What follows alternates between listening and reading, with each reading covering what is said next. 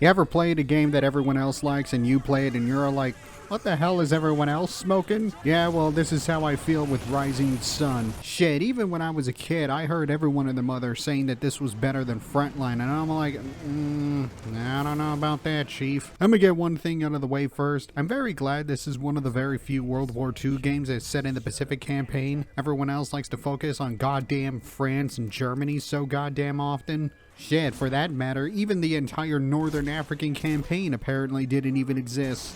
The only game I remember doing this was Call of Duty 2, and that's a fucking Call of Duty game. Anyways, let's jump into the shit show. The game starts with an attack on Pearl Harbor. First thing you notice, and one of the major problems in the game, is the FOV. I don't remember the FOV being this small in Frontline, but god damn, the FOV is more narrow than a virgin's asshole. Another problem is the controls, and it's one thing I didn't talk about in Frontline. I know this game is like from 2003 or something, but why the fuck is swap weapons circle and not the D-pad?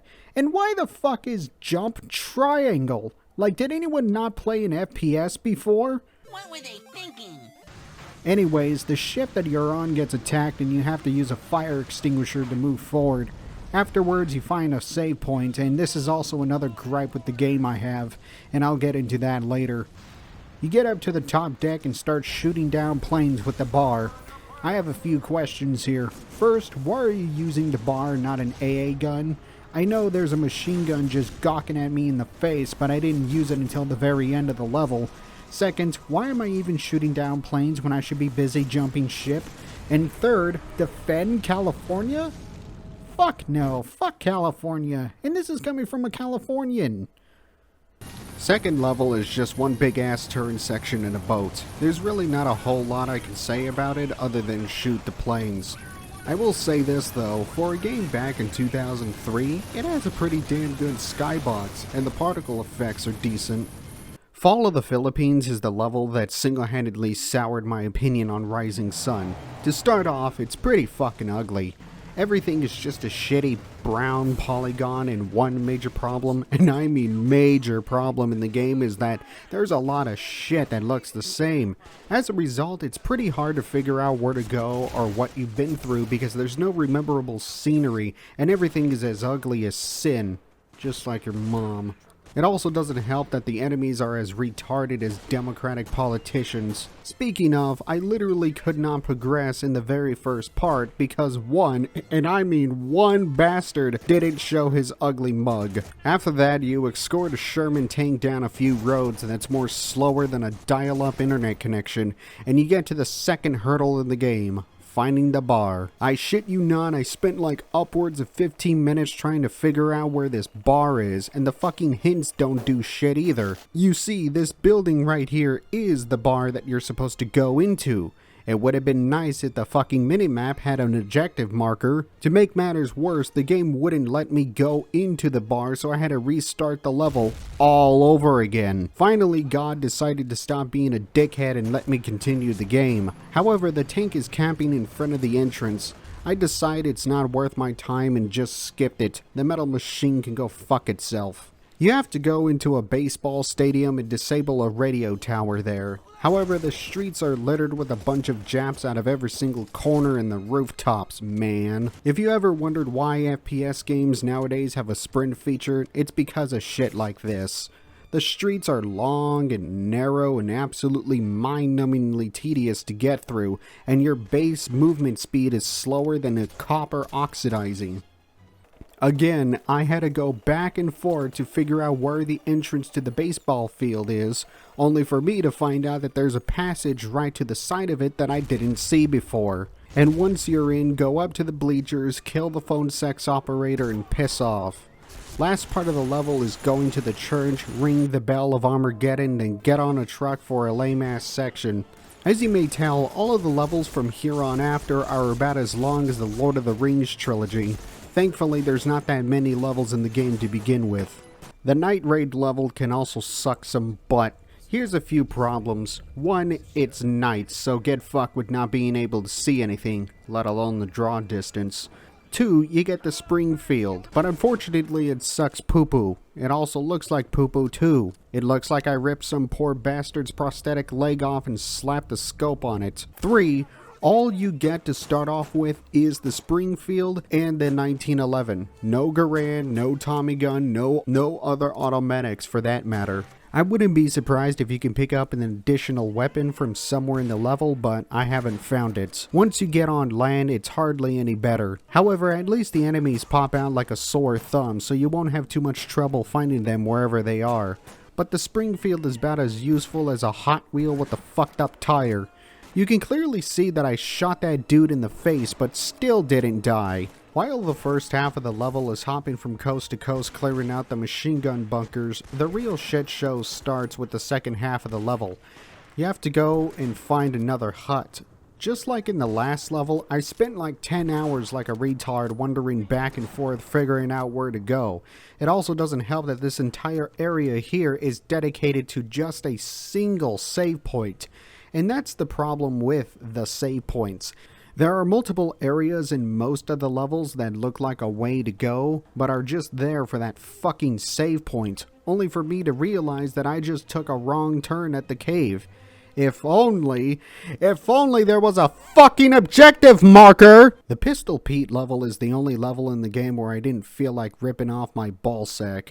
However, both the enemies and the friendlies are wearing brown uniforms. I mean, look at this. How am I supposed to tell them apart? Most of the level, if not all of it, is pretty linear, so you don't have to worry about backtracking for the third goddamn time or getting lost. About early on into the level, you get into an open field and take control of a motor and rain down some hate crimes on all of the slant eyes.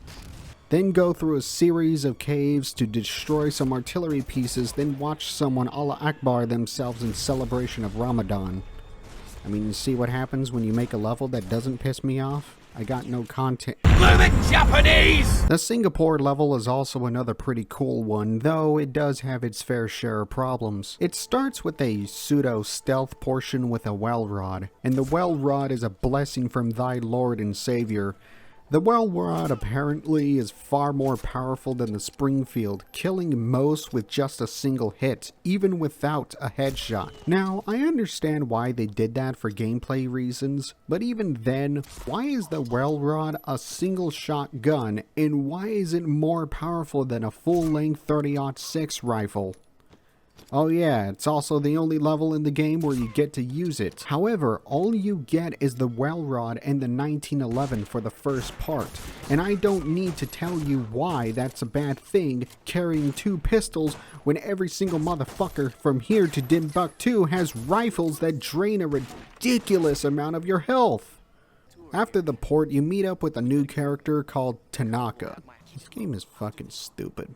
Then you stroll through the streets with nothing but your pistol. Yeah, I'm dead fucking serious. It also doesn't help that you have fuck all for ammo, and it looks like you're going through the same shit all the way back in the Philippines level, which I wouldn't be surprised if they use the exact same models and assets here, as it looks like a spitting image of each other, just one is at night. It's genuinely frustrating to only have 2 weapons, let alone pistols, one of which is more inaccurate than a snub-nosed revolver, and the other one takes longer to reload than for GTA 6 to come out. But at the same time, it is quite satisfying to no-scope someone from down the street using the well rod. In the middle of the level, you get to meet another character, Le Romle. Here, we're supposed to be stealing a German officer's uniforms, but the game decided to have a little tism moment here and didn't spawn the car. I had to go through the archway again only for an ear-rapingly loud music sting to play.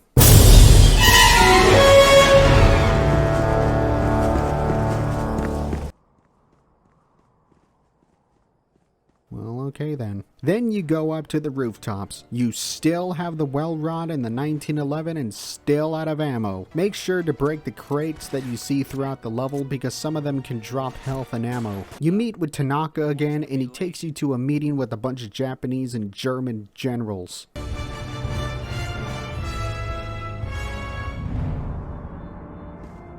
I am pleased to have impressed you, honored guests. As we Japanese form the Greater East Asia Co-Prosperity Sphere, We have discovered much wealth in the other nations of the region. This gold will secure the future of Japan. But what of the present?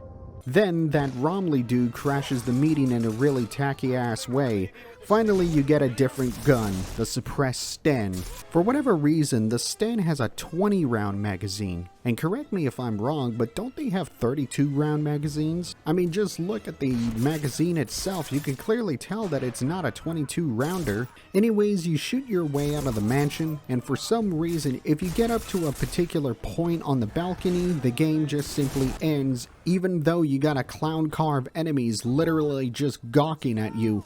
The next level is searching for a dude's name who I'm not even going to attempt to pronounce Gold. And oh lordy, this level made me want to punch some babies. This level kind of made me question whether or not I even wanted to continue with this game.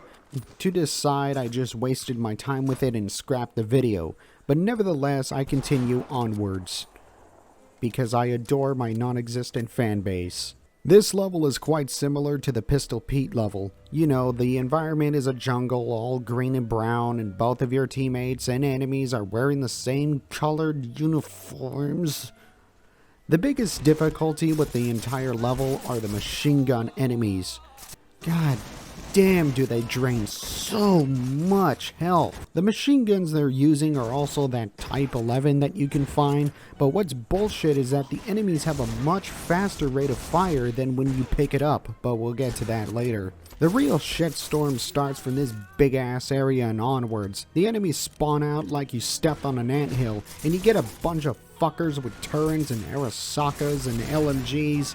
Then after that is another big ass area with even more turrets, and it also doesn't help that I'm out of ammo on most of my guns with the exception of the shotgun, but I don't need to tell you that the shotgun ain't gonna do shit here, and there's fuck all for cover, and sissy chucking those grenades don't do shit either. Then you get to the entrance of the Lost Ark. If you have the Springfield, preferably with ammo, then take out the 2 MG nests before you continue. Pray to whatever sky daddy you believe in and hope the slant eyes are generous once they come down the stairs. Inside the temple or ruins or palace or whatever the hell it's supposed to be is the only easy part of the level, but I was hard pressed to find any ammo. Find some no-name pilot and click-clack some japs and then level complete. Honestly, I rage quitted on this level because at this point I kinda just lost my patience and I just wanted to get this game over and done with. Such a shame I was a little piss baby because at one point you get to ride on a fucking elephant! However, I died on it and had to restart the level from the beginning. And then these fat fuck Aussies wouldn't move out of the way. This is when I called it a quits and just moved on to the last level.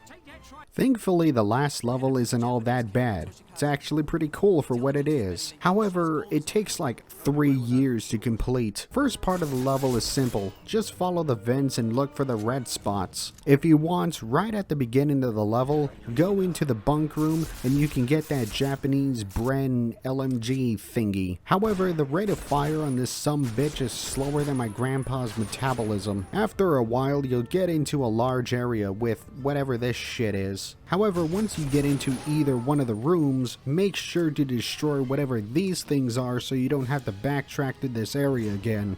After the gas tank thing room or whatever, you finally get to find Uncle Iroh's Jew gold.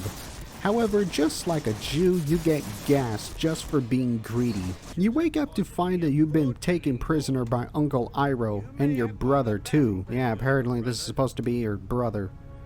Look, sorry for not going into the most minute detail of stories in certain games, but honestly I don't really give that much of a shit about stories in first-person shooters, unless it's done really well.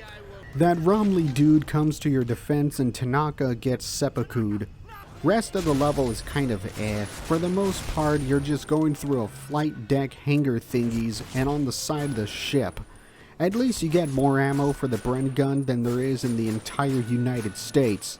After you get up to the bridge, you go onto the flight deck to find the British dude. You basically play a game of seesaw with the plane for almost 4 minutes, then you take off. The entire last part here is absolutely unnecessary. Shit, I didn't even take a single point of damage either. You fly away and the game's sequel baits about finding Uncle Iroh's Jew gold. But the problem here is that the next sequel, Pacific Assault, is another game that is set during the Pacific Campaign, but the plot has nothing to do with Rising Sun. Fuck this game.